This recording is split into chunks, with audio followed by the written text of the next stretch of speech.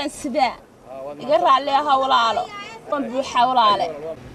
daawadayaal magaalada Hargeysa waxaanu kula kulanay haweeneydii ugu horeysay inta taariikhda la og yahay taksiila ka dhex noqotay magaalada Hargeysa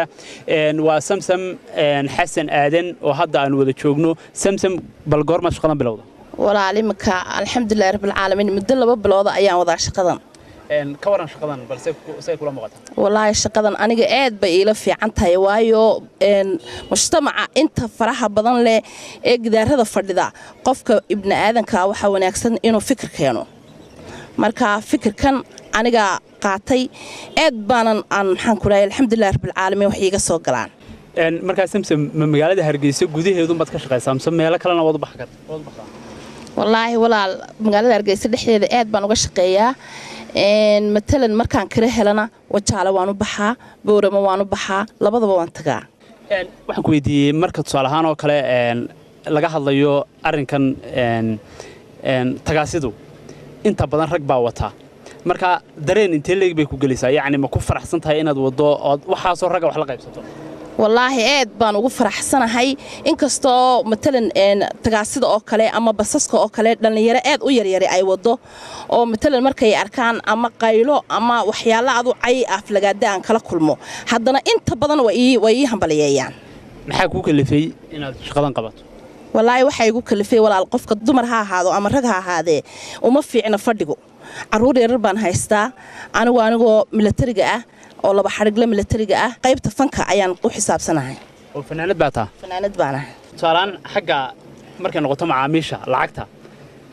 raggu markay ku joojiyaan ama dumarku markay ku joojiyaan markay arkaan inaad haween tahay miyaa lagu la gorgortamaa sida tagaasida kale se markiiba waxaad codsataba lagu siiyaa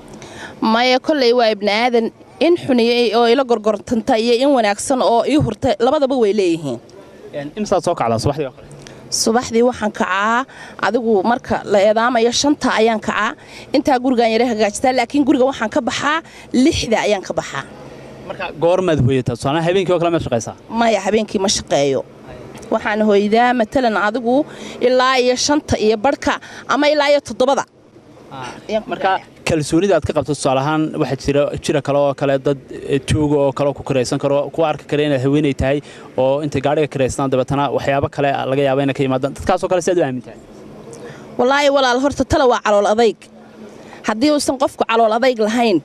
waxba ma hagaajisan karo waxa weeyaan markaan ibn aadanka saawiga kulay qofka xun iyo qofka fiican wajigiisa kala garanaysaa mar haddii aan duhur joogana wax cabsi hooy gashaa ma jirto wax dhiiranaan mooyaane ka waran marka